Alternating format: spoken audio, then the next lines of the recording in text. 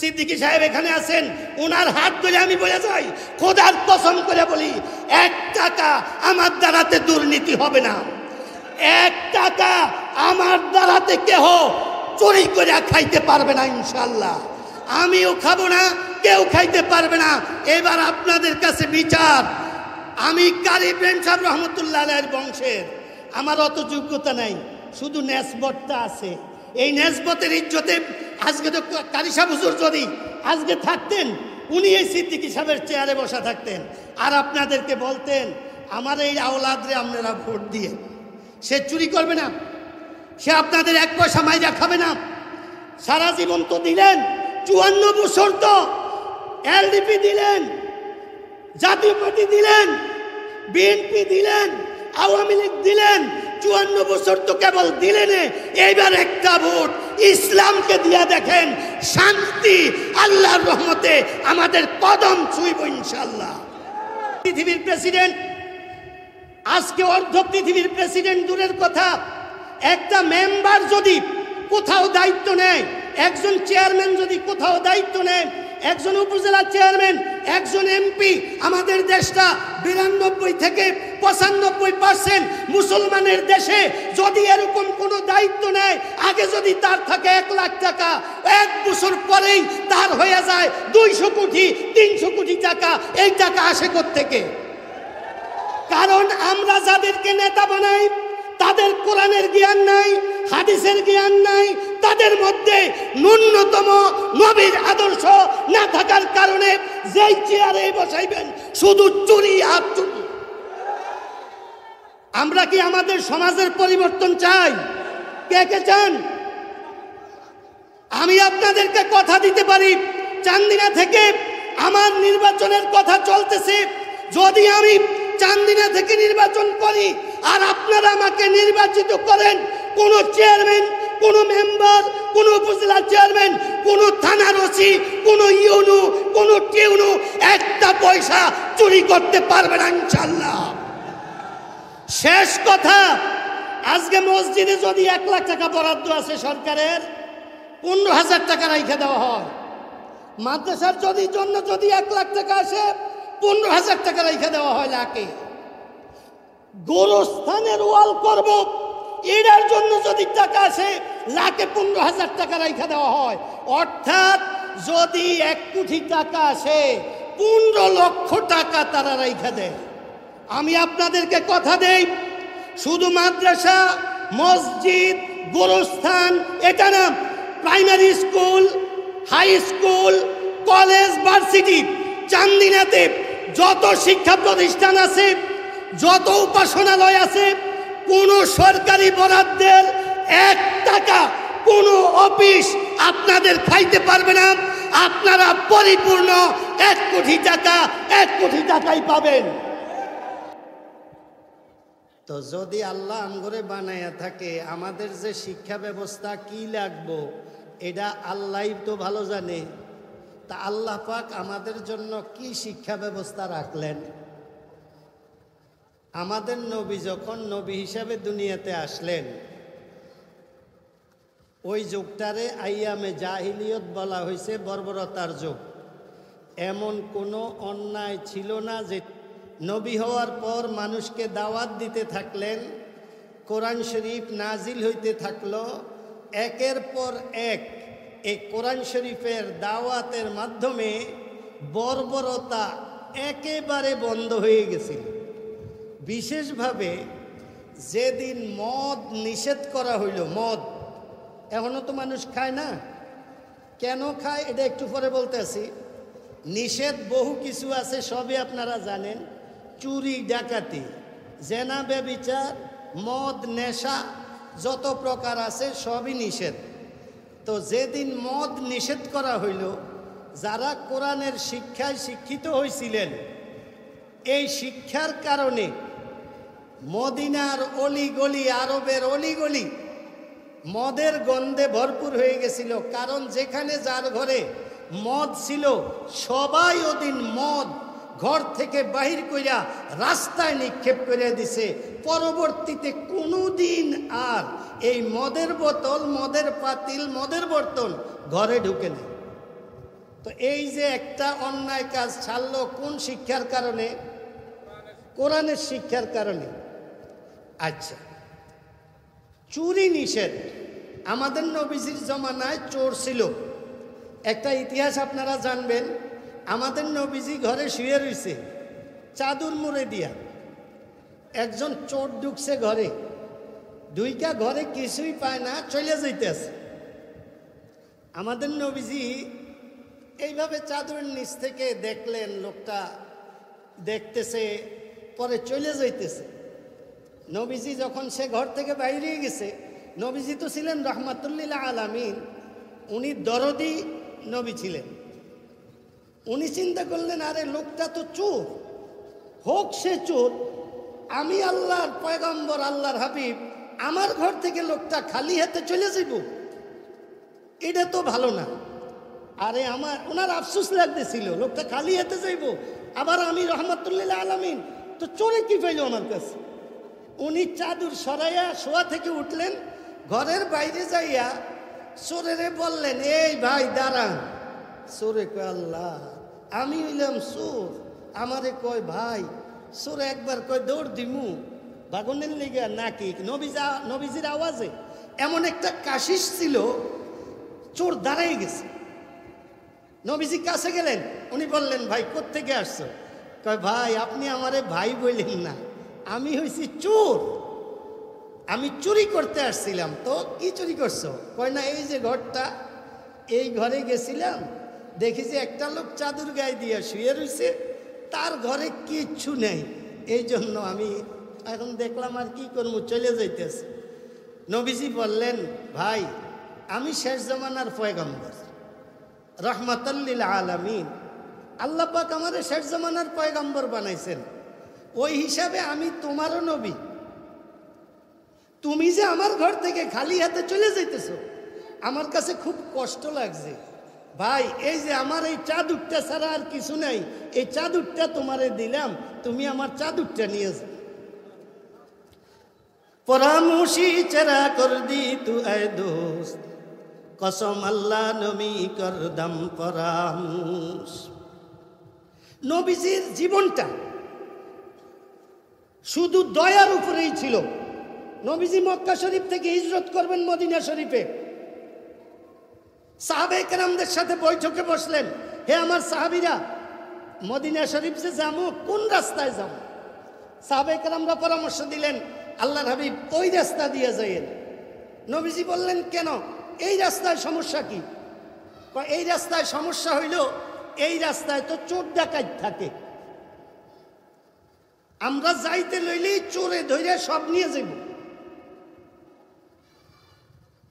নবীজি সবার পরামর্শ নিয়ে, সবার পরামর্শই ছিল চোর ডাকাত যে রাস্তায় নাই ওই রাস্তা দিয়ে যাইব। নবীজি দয়ার নবী, উনি চিন্তা করলেন, আল্লাহ আমারে পাঠাইছেন মানুষকে আল্লাহর সাথে জুড়ে দেওয়ার জন্য। আমি যদি চোর থেকে বাঁচার জন্য, ডাকাইতের থেকে বাঁচার জন্য অন্য রাস্তায় চলে যাই, তো এই চোর ডাকাইতের কাছে দাওয়াত পৌঁছাইব কে? নবীজি বললেন, দেখো তোমরা তো পরামর্শ দিছো, বাকি আমার সিদ্ধান্ত হইল এই রাস্তায় যাবো যেই রাস্তাতে চোর ডাকাত বসা আছে। তো হুজুর ধরলে? তখন নবীজি বললেন, তাদের জন্য আমরা আগেই হাদিয়া একত্রিত করে রাখো, ধরলে তাদেরকে আগে হাদিয়া দিমু, পরে দিনের দাওয়াত দিব। ঠিকই যাইতেছেন, যেই জায়গায় চোর থাকার কথা, ডাকাত থাকার কথা, ওখানে গেছে এই সব সাওয়ারি এইভাবে আটকাইছে, থামো। সাহাবায়ে কেরামরা বললেন, তোমরা কারা? আমরা চোর ডাকাত। নবীজি সাওয়ারি থেকে নামলেন, নাইমা সামনে গেলেন, যাইয়া বললেন, তোমরা যে এখানে আসো এটা আমি জানতাম, আমি হইলাম শেষ জমানার পয়গম্বর মুহাম্মদ আরবি সাল্লাল্লাহু আলাইহি ওয়াসাল্লাম।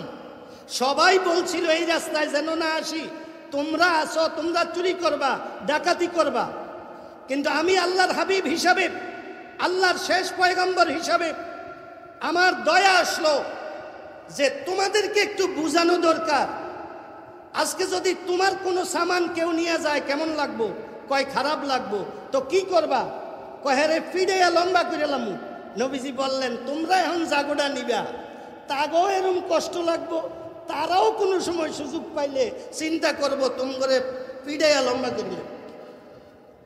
এই জন্য আমার পরামর্শ হইল, দেখো তোমাদের চুরি ডাকাতি করতে হবে না, আমি তোমাদের জন্য নিয়ে আসছি। এই তাদের জন্য কি নিয়ে আসছি এটা দাও। দিছে, বলছে এই যে এটা রাখো, এটা চুরির জিনিস না, ডাকাতির জিনিস না, এটা আমি নবীর পক্ষ থেকে তোমাদের জন্য হাদিয়া। আর আল্লাহ পাক চুরি ডাকাতি নিষেধ করছেন। আমি অনুরোধ করব ভাই, তোমাদের কাছে আর কোনো নবী আসবে না, আমি শেষ নবী, তোমরা একটু যদি এটা ছাইড়া দিতা তাইলে আল্লাহ পাক খুশি হইতেন। আল্লাহ পাক আমাকে বলছেন আমি যেন আমার উম্মতদেরকে এটা জানিয়ে দিই। কিতাবের মধ্যে আছে সমস্ত চোরেরা একসাথে আওয়াজ দিয়ে উঠছে, আপনি জলদি আমাদেরকে কলমা পড়াইয়া মুসলমান বানিয়ে দেন, আপনাকে কথা দিতেছি জীবনে আর কোনোদিন চুরি ডাকাতি করব না। সালামুন আলা খায়রিল আনামি ওয়া সাইয়্যিদি, সালামুন আলা খায়রিল আনামি ওয়া সাইয়্যিদি হাবিবুন ইলাহিল আলামিন মুহাম্মাদি বশীরিন নাযীরিন হাশিমিয়্যিন মুকাররামিন আতুফির রাউফিম মান ইউসাম্মা বিআহমাদি সাল্লাল্লাহু আলাইহি ওয়াসাল্লাম বলেন, আমাদের নবীজিকে আল্লাহ পাক কোরআন শরীফ দিলেন। কোরআন শরীফের মধ্যে ইসলামের সমস্ত বিধিবিধান আছে। আজকাল তো আমরা দুই একটা বিধিবিধান নিয়ে আসি। কি কি? একটা হইল নামাজ, আরেকটা হইল রোজা। এই দুইটা বিধিবিধান আমরা খুব মানি। খাওয়াইকে, এটা নিয়ে আমাদের ঈমান একটু বেশ কম আছে। এখন যদি আমি বলি খাওয়াইকে, আপনারা মুখে মুখে বলবেন আল্লাহ, কিন্তু আমি আপনাদেরকে ধরে দিতে পারবো এটা আমাদের মুখের কথা, এটা আমাদের অন্তরের বিশ্বাস না। রাজ্জাক কে আমাদেরকে খাওয়ায় কে বলেন তো? যদি আল্লাহ খাওয়ায়, আমগো দেশের মানুষ জন্ম নিয়ন্ত্রণ করেনি, করে না? জন্ম নিয়ন্ত্রণ যে করে, এটা কি খাওয়ানোর সুবিধা অসুবিধার লেগা না অন্য কোনো কারণে?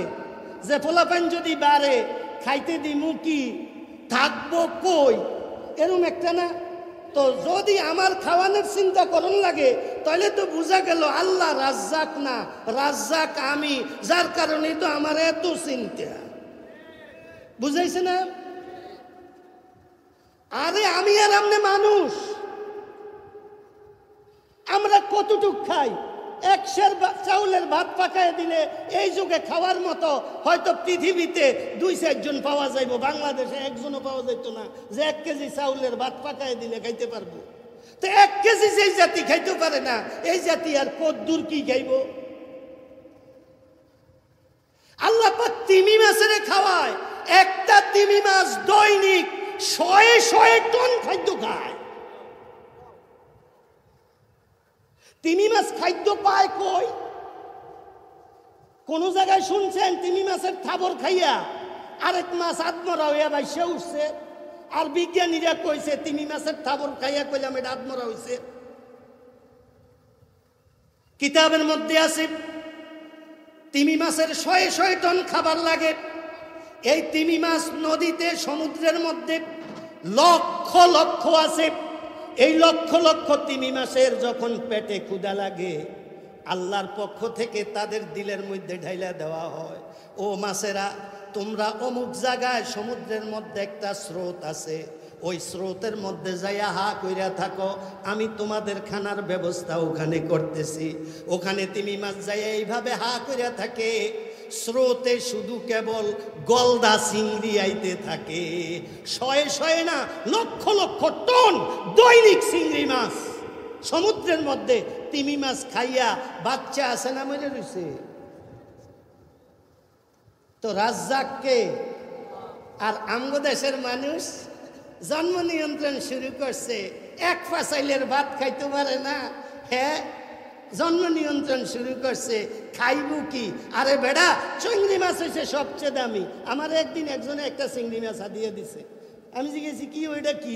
এত বড় ব্যাগ, আমি কি এটা কি কৌজুর আপনার লেগে একটা চিংড়ি মাছ, আমি কি এটা কি কোন চিংড়ি, কয়টা, কয়েকটা, কত দিয়ে আনছেন, 3400, এক চিংড়ি 3400।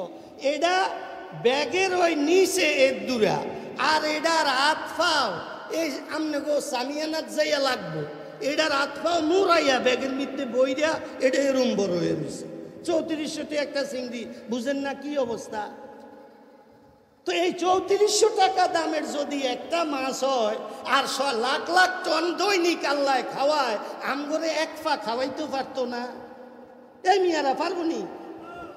আচ্ছা এবার শুনেন, ওয়ামা মিন দাব্বাতিন ফিল আরদি ইল্লা আলাল্লাহি রিজকুহা ওয়া ইয়ালামু মুস্তাকাররাহা ওয়া মুস্তাওদাহা। আল্লাহ পাক বলেন যত মানুষ কি এর যত প্রাণী আছে সমস্ত প্রাণীর খাওয়ার জিম্মাদারি আমার। যাই হোক, তাইলে জন্ম নিয়ন্ত্রণ যারা করে তাদের আল্লাহর উপরে, আল্লাহ যে রাজ্জাক, এই রাজ্জাকের উপরে বিশ্বাস নাই, যার কারণে তারা জন্ম নিয়ন্ত্রণ করে। উজানির কারি ইব্রাহিম সাহেব রহমতুল্লাহ আলাই, আমার বড় আব্বা, ওনার 11 ছেলে ছিল, 11 মেয়ে ছিল। জন্ম নিয়ন্ত্রণ করলে আশেক এলাহি আসতো না, মোবারক করিম সাহেব আসতো না। জন্ম নিয়ন্ত্রণ করলে মঞ্জুর আহমদ আসতো না, নাজমুল হক আসতো না, ইসমাইল সাহেব আসতেন না, কারণ সব তো বন্ধ। যাই হোক, আমি আপনাদেরকে যেটা বলতে চাইছিলাম, কোরআনের মধ্যে নামাজ রোজা হইলে আমরা আল্লাহরে মানি। এই ভাই নামাজ পড়তে, হ্যাঁ এইটা আল্লাহর হুকুম মানতে হইব না। আসলেও 2-1 মসজিদে আসে, রোজা আইলে কেউ ভাই রোজা রাখতেন না, আরে আল্লাহর হুকুম রোজা রাখতে হইব না। চুরির ব্যাপারে যদি কই ভাই চুরি করবেন নি, এটা কি চুরি করতাম না, চুরি করতেন না, চুরি করবেন না তো করবেন কি? আমাদের সমাজে আজকাল চোর নাই কোন জায়গায় এটা বলেন? আমারে একজনে বলে, কয় হুজুর আপনি জানেন আমাদের দেশে সব মন্ত্রণালয়ে চুরি হয়? আমি কই না, আমি বিশ্বাস করি না। কারণ শিক্ষাই জাতির মেরুদণ্ড, এটা একটা স্লোগান শুনছি। শিক্ষাই যদি জাতির মেরুদণ্ড হয়, তাহলে ওই জাতি আবার অন্যের ক্ষতি করব কেমনে? চুরি করলে না অন্যের ক্ষতি হয়, তো এটা করবো কেমনে? এটা না শিক্ষিত মন্ত্রণালয়ে মেট্রিক পাস করো চাকরি হয় না, এর চেয়ে উপরে লাগে, তাহলে এই শিক্ষিত মানুষ বুঝি চুরি করে? তা একজনে আমারে কয়, হুজুর শিক্ষা মন্ত্রণালয়েও চুরি হয়। আমি কি এটা কই কি? পরে একজনে কয়, দূর হুজুরের মজাক করেন না, এটার কারণ কি আমার একটু কম, এটাই আমার শেষ কথা। পরে আমি ওনারে বললাম, আমি জানি, আমি বলবো না, কারণ বললে আপনার পছন্দ হইতেও পারে না হইতেও পারে, আমি নিজের ইচ্ছা থেকে বলতাম না। পরে না হুজুর আমরাই বললাম, আপনি বলেন, আমরা শুনতে চাই। কেন আমরা, আমাদের মধ্যে কোনো পরিবর্তন আসে না? আমরা চোরে থেকে যাই কেন? এত যে শিক্ষিত হই, আমাকে চুরি বন্ধ হয় না। পরে আমি বললাম আমি জানি। কত বলেন, আমরা এটা কিছু মনে করব না। এখন আপনারা কি এটা জানতে চান?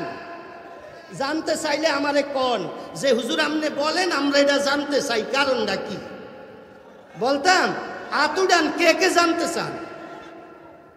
এখন আর আমার দোষ নাই, আপনারা জানতে চান দেখে আমি কই।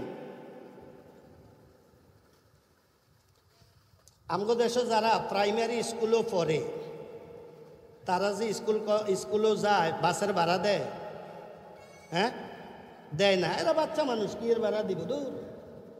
আচ্ছা, প্রাইমারি স্কুলও নাহলে ছোড়ো, হাই স্কুলও যখন উঠছে তখন যে বাসে উঠতে যায়, কোনো বাসের ভাড়া দেয়? হ্যাঁ, বাসে উঠলে কন্ডাক্টররা চায়, এই ভাড়া দে। পরে আমি না স্কুলের ছাত্র। পরে ড্রাইভারে থাক রে, এডি ওই অমুক হাই স্কুলের ছাত্র, নিস না থাক। আচ্ছা, যখন মেট্রিক পরীক্ষা দিয়া কেবল কলেজও ভর্তি হয়, এই ভাড়া দেও। কি কয় জানেননি? কথাটা কি কইলি তুই? কারে কয় এটা? কন্ডাক্টর রে। ভাড়া দেও। কথাটা কি কইলি, তুই কেবল কলেজের সামনে আয়। কলেজের সামনে আসলে না, হ্যাঁ যোগাযোগ করছে রে, 20-50 জন খাড়াই রয়েছে। কয় কে তোর থেকে বল ভাড়াটা কে খুঁজছে তুই ক। ড্রাইভার রেলওয়ে যায় একদিকে, কন্ট্রাক্টর রেলওয়ে যায় আরেক দিকে। কি রে কি অবস্থা? কতে বলে ভাড়া খুঁজছে, তার খবর আছে কে আমরা। আচ্ছা, যেই জাতি প্রাইমারিতে পরে হক মেরে দেয়,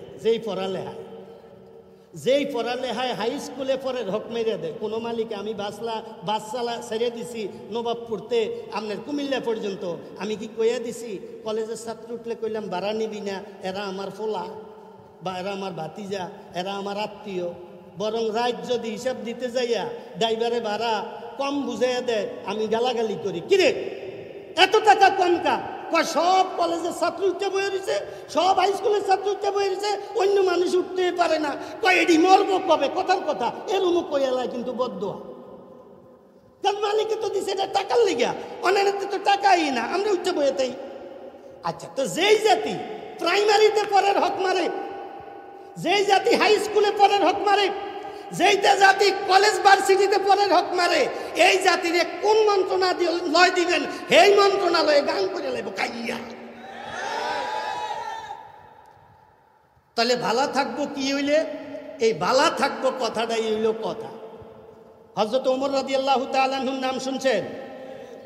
উনি বাংলাদেশের প্রেসিডেন্ট ছিল, ভারত বাংলাদেশ।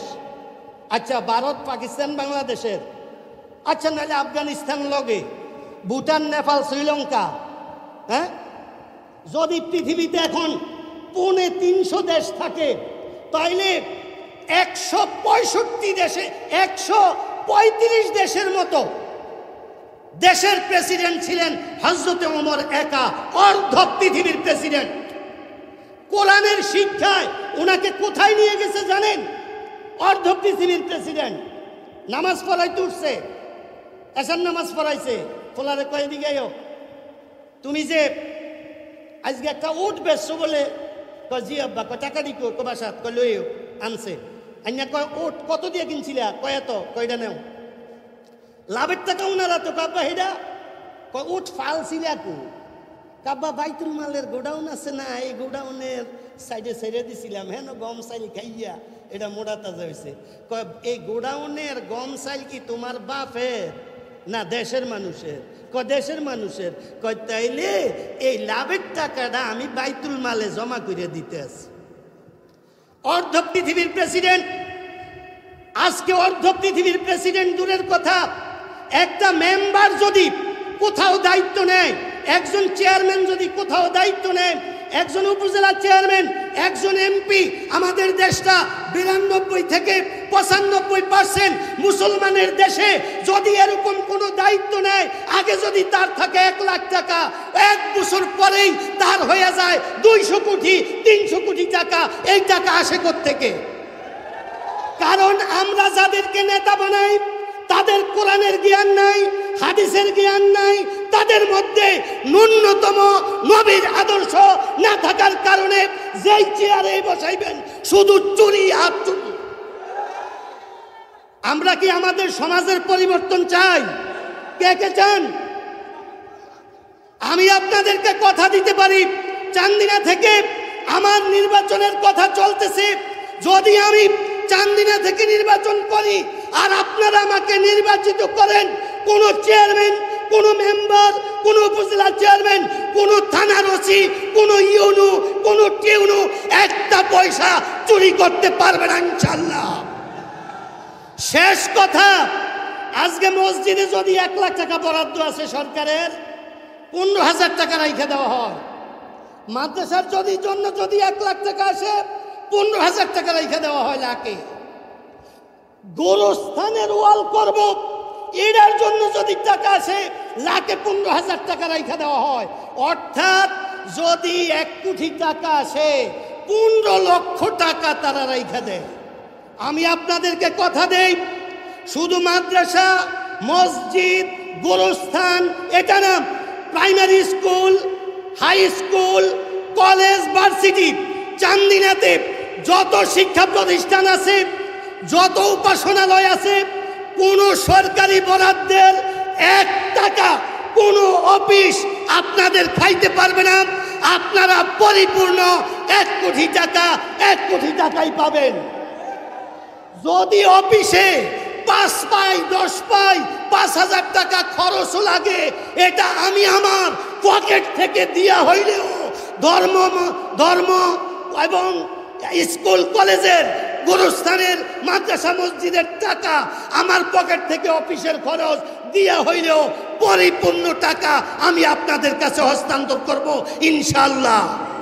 আমি চাই হযরত ওমরের মতো, আজকে আর ওমর আসবে না, আমরা যদি হযরত ওমর রাদিয়াল্লাহু তাআলা আনহুর মতো দায়িত্ব না নেই, এই দায়িত্ব নেবে কে? নবীজিকে কাল হাসরের ময়দানে এই উত্তর দিবে কে? এই জন্য আমি আসছি আপনাদেরকে। আমি বলে যাই, সিদ্দিকী সাহেব এখানে আছেন, ওনার হাত ধরে আমি বলে যাই, খোদার কসম করে বলি, 1 টাকা আমার দ্বারাতে দুর্নীতি হবে না। 1 টাকা আমার দ্বারাতে কেহ চুরি করে খাইতে পারবে না ইনশাআল্লাহ। আমিও খাবো না, কেউ খাইতে পারবে না। এবার আপনাদের কাছে বিচার। আমি কারি ইব্রাহিম সাহেব রহমতুল্লাহ আলাইহির বংশের, আমার অত যোগ্যতা নাই, শুধু নেসবতটা আছে। এই নেসবতের ইজ্জতে আজকে তো কারি সাহেব হুজুর যদি আজকে থাকতেন, উনি এই সিদ্দিকী সাহেবের চেয়ারে বসা থাকতেন, আর আপনাদেরকে বলতেন আমার এই আওলাদরে আপনারা ভোট দিয়ে, সে চুরি করবে না, সে আপনাদের 1 পয়সা মাইরা খাবে না। সারা জীবন তো দিলেন, 54 বছর তো এলডিপি দিলেন, জাতীয় পার্টি দিলেন, বিএনপি দিলেন, আওয়ামী লীগ দিলেন, 54 বছর তো কেবল দিলেন। এইবার একটা ভোট ইসলামকে দিয়া দেখেন, শান্তি আল্লাহর রহমতে আমাদের কদম ছুঁইব ইনশাআল্লাহ। ওয়া মা আলাইনা ইল্লাল বালাগ। আসসালামু আলাইকুম ওয়া রাহমাতুল্লাহ।